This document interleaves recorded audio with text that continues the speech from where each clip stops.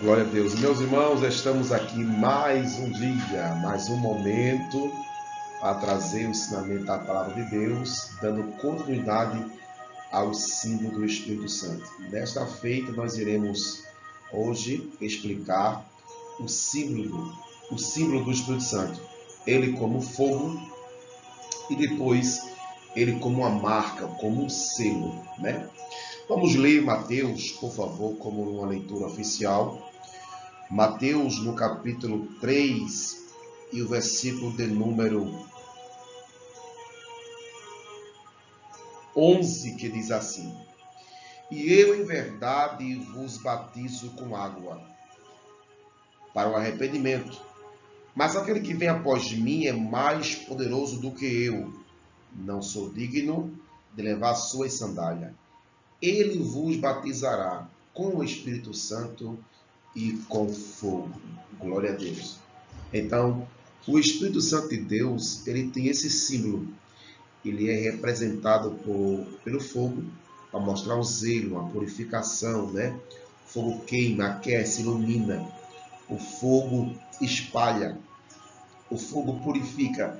Então, nós iremos aprender agora, né? A ação do Espírito Santo através deste fogo. Então, eu coloquei aí no slide aí, por favor, acompanhe o slide. O aspecto purificador do fogo é refletido claramente em Atos 2, né? No dia de Pentecoste, são línguas de fogo que marca a vinda do Espírito Santo. Este símbolo é empregado uma só vez para retratar o batismo com o Espírito Santo.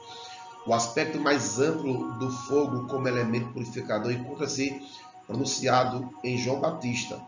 O versículo nós lemos em Mateus 3, 11 e 12, e também Lucas 3, 16 e 17. As palavras de João Batista referem-se mais diretamente à separação entre o povo de Deus e os que têm rejeitado o Messias. Por outro lado, o fogo ardente purificador do Espírito da Santidade também opera no crente. Então, o Espírito Santo, ele tem esse símbolo do fogo para revelar a sua ação purificadora, né? O Espírito Santo, a sua ação iluminadora, inspiradora. Ele que revela em meio às trevas, ele que traz a luz à escuridão. Então, vamos aprender alguns segredos, alguns mistérios a respeito desse fogo do Espírito Santo.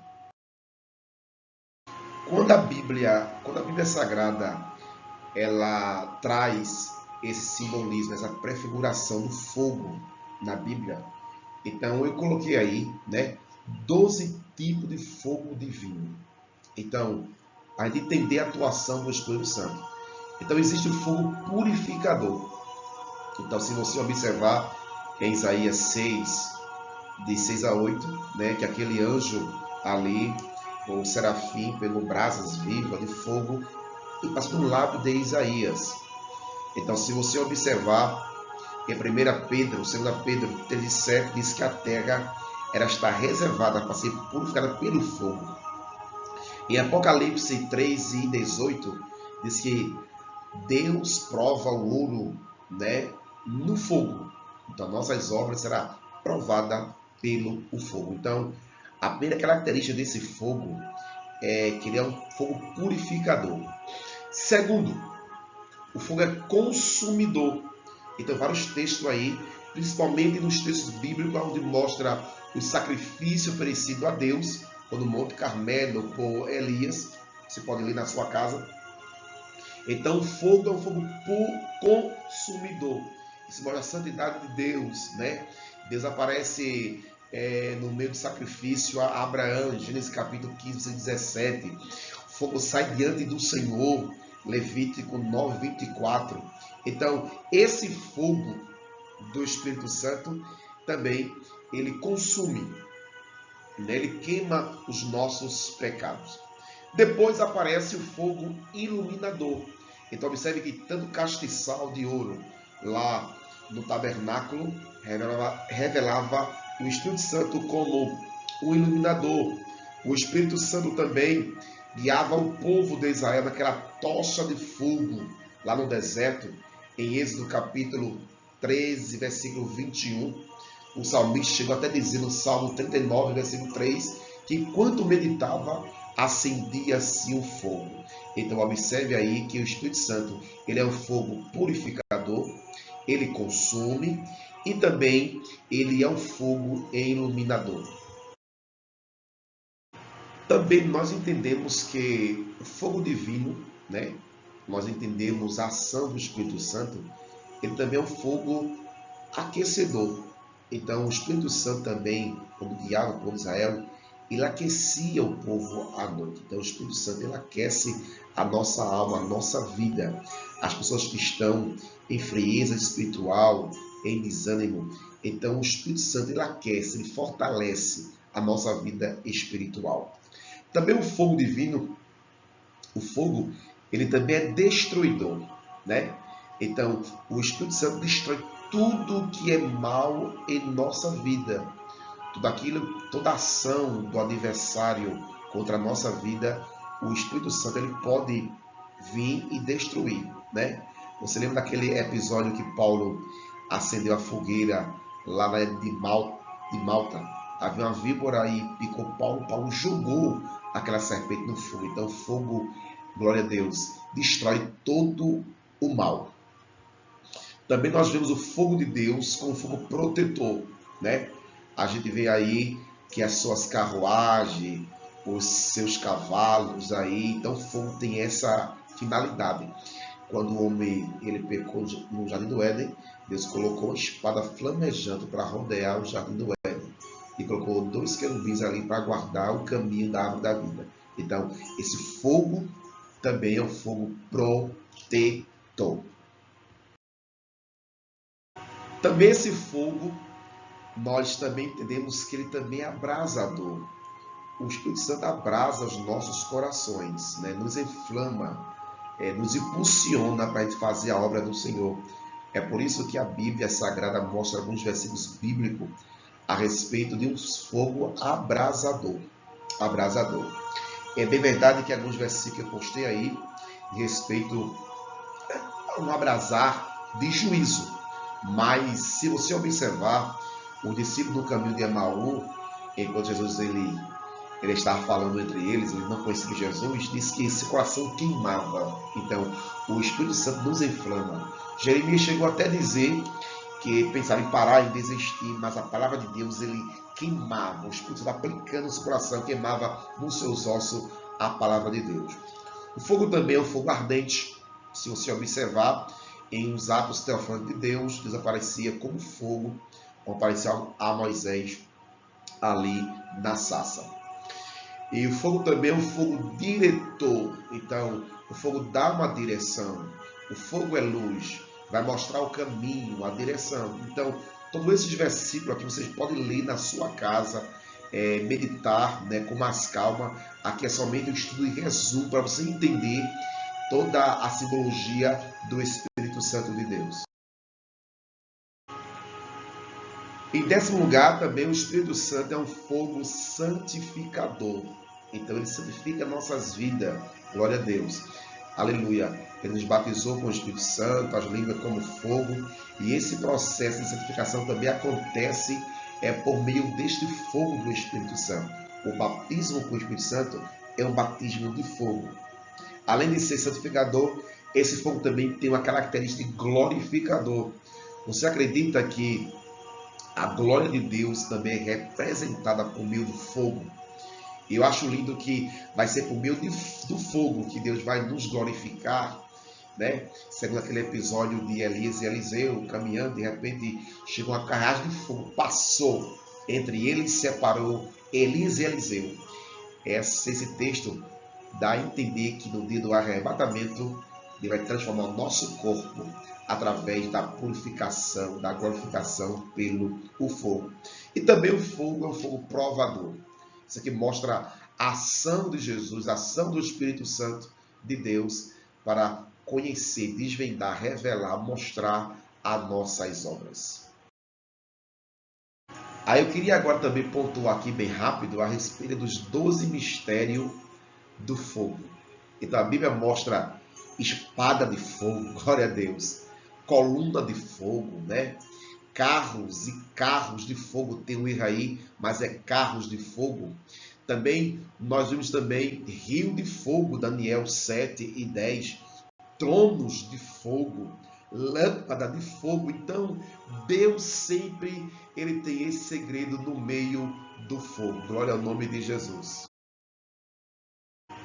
Agora vimos os pés de fogo. Jesus aparece lá em Apocalipse 2:18 com os pés, né, como fogo.